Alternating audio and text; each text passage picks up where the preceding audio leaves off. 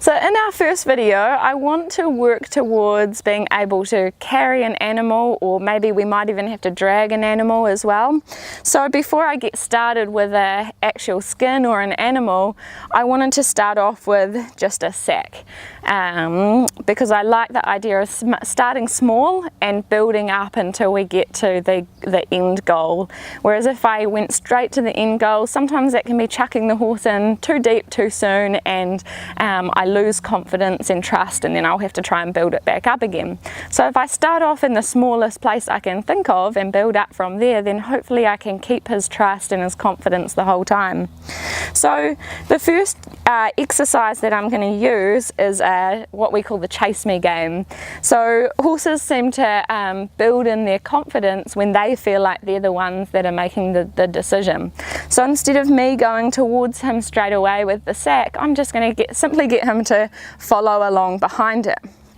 So what I'm going to do here is have the sack between me and him, pick up contact, and as soon as he comes forward, I'm going to release and then just come to a stop. So what I'm going to be building towards is that he gets more and more confident and starts to acknowledge it as well. At the start, you'll see a lot of horses will sort of check out towards it, or they might run around out to the sides and not want to come straight forward.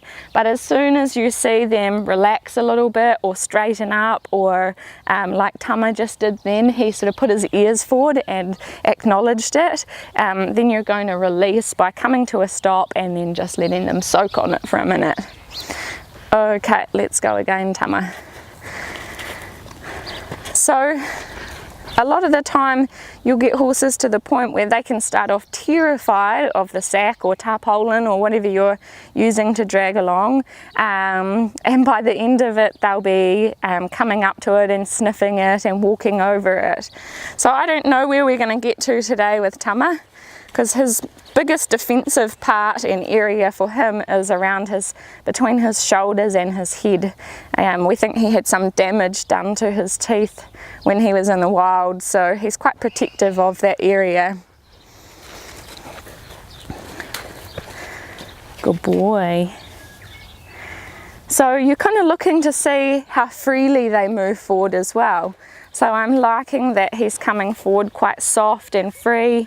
There's no pulling back or restriction in that movement. Cool, man. So when I first started training Tama, he has this sort of demeanour about him that makes me think sometimes that he might be just shutting down to the training. But we've really observed it and seen that he's just the same in the paddock as he is here in training when he's relaxed. He's quite a slow moving horse. He's got his eyes shut a lot of the time and just chilling out. So how I'm telling whether he's shutting down or if he's relaxed and accepting is the other parts of him. Is he soft? Is he coming forward nicely? Is he present? And is he accepting of it? He's not wanting to shut down and stop his feet completely, and he's not going into flight or fight either. Good boy. Cool, so we're getting closer and closer. He's not even worried about it sort of going into that blind spot underneath him, which is really awesome, especially for Tama, who has a bit of worry about that area. Good man. Okay, so I'm going to leave that there for today, because I sort of just work on getting it a little bit better each day. I don't want to keep on and on and on at it until I make the horse frustrated and sour on it, and so I don't get bored either. So our next part of the exercise, I'm going to send him off around me in that circle that we practiced earlier on. Good boy. Good. So we can see he's got a little bit of worry there because he's a bit sticky, doesn't really want to move his feet forward. So that's what I'm going to be working on here, is getting him a little bit more confident to move his feet. Good boy.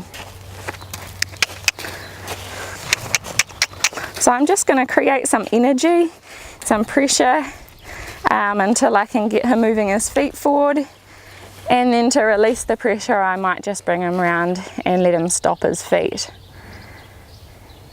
Good boy. So I want to get him confident with the sack, with him following it, with it at his side and with it behind him as well. So we're just breaking it down into step by step and working on it one thing at a time. Okay, let's go again, Tama. Good boy. So that was a little bit better there. We did actually get a go forward without me having to walk to his side. Good man. Awesome. Okay, and then I'm just gonna step back, let him yield those hindquarters across and come to stop his feet. So I'm always rewarding him for the smallest try towards the right answer.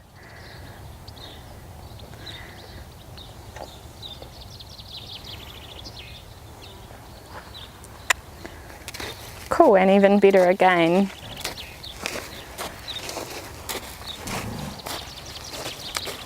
So eventually I'll be able to have the sack really dragging in beside him, putting it up and on him as well.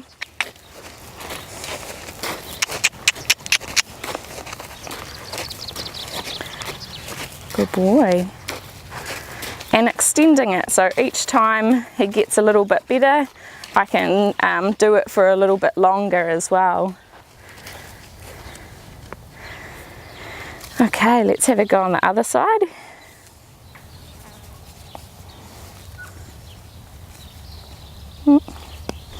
Tangled up in my string.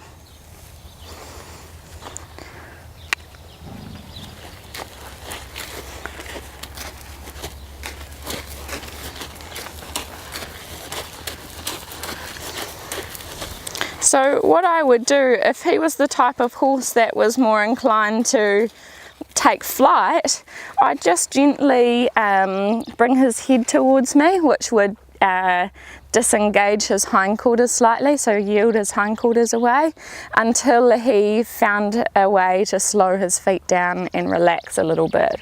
So that's our sort of problem solver to helping the horse get calm and relax, find that rhythm and relaxation in exercises like this. Good boy. But because he's not really the type to take flight, he more goes to stop his feet and shut down. I'm just creating some energy, so boiling the pot to get those feet moving and then releasing as soon as he gets better rhythm and relaxation again.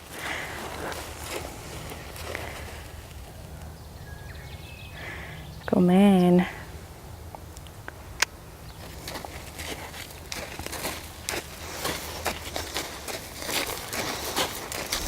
So now I might just come in a little bit closer, making sure my rope isn't too long, that he could jump forward and kick out and accidentally get me, but that it's not too short that I'm pulling him on top of me either. So I'm just going to bring the sack up to his hip. I'm just going to follow him there where he's a bit worried and walking away from it. And as soon as he relaxed a little bit, I took it away from him. Good boy. So let's do that again, lifting it up to the hip and then releasing. So when we get our timing right and reward them for the correct behaviour, the behaviour that we're looking for, they learn really fast. So we can teach things pretty quickly when we're working with how the horse thinks and learns. Good man. Okay, let's do that again.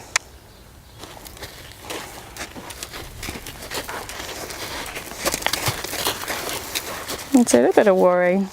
Hey, good boy. So we can see we've got some things to work on in here to get him safe to be able to take out in the bush and to be able to do his job properly.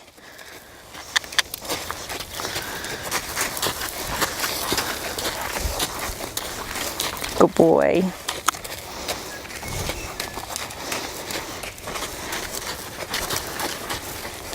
Awesome, so getting better and better each time. Come forward. Good boy. You thinking you should stop for a break right there, huh?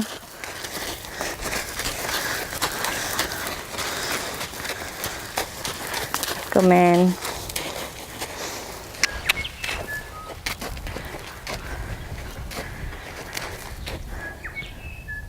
Cool stuff. Okay, I'll just let him soak on that for a little minute.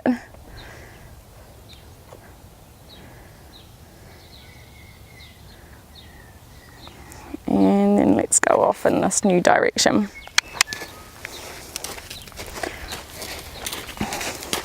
So I'm just going to go back to making sure I can drag it at his side, on this side, before I get to lifting it up on him.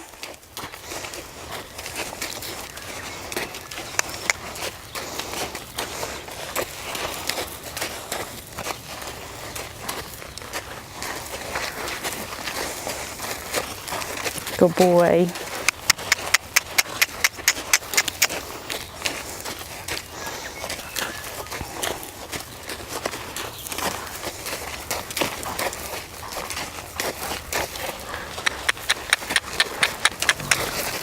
So each time he goes to go backwards, I'm just going to send him back forward again. So it's sort of balancing everything out.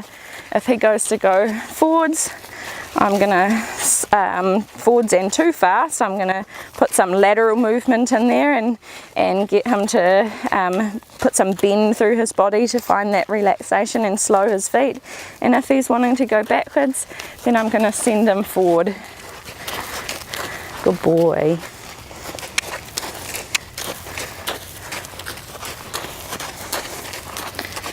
That's the one. Good man.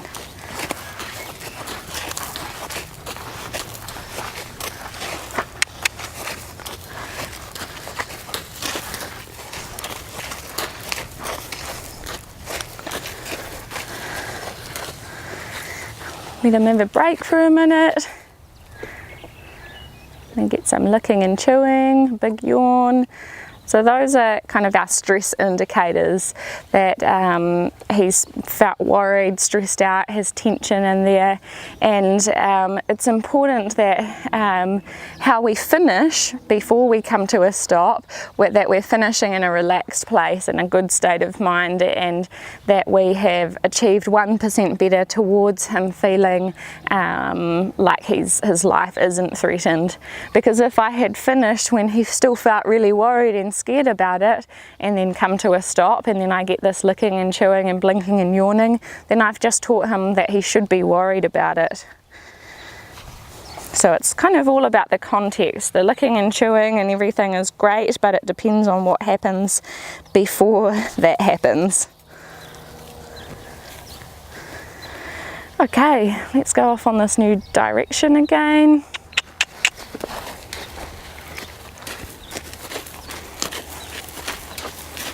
So this being a bit worried to go forward, I think when we're going out on that circle, has a bit to do with his worry and defensiveness around his face and shoulders. But as we work on this, I'm going to do some work with the sack up around his shoulders and neck in the front of him, so that we don't get that worry there and wanting to back away from it. So that will sort of disappear as we work on this process.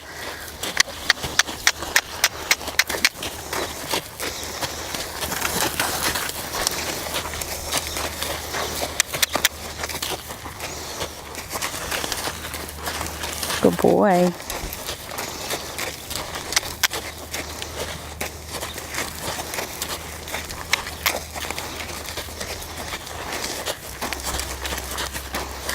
Okay, and then we'll come to a stop there.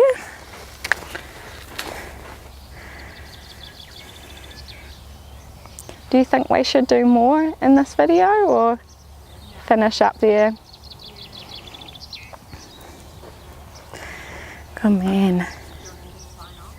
Yeah. So I'm going to leave it there for today, and hopefully that gives you a good idea of how to do this process and building on it so you can get the sack all over the horse's body, dragging in front of them at their side, and then gradually extending it out so that it can be dragging behind them as well. So as I work on this with Tama, we're going to do some more updates and probably show you the finished result as well, because it might take a few sessions, might take us a week, it might take us 2 weeks, but that would be a lot of watching time on your behalf if we were to put up every minute of it. So hopefully my goal is to be able to show you the principles of it, working with pressure and release, and what we're working towards for the horse's state of mind, the physical outcome, and then working towards the end result of being able to be a hunting horse. Thanks for watching, and let us know if you have any suggestions or questions as well.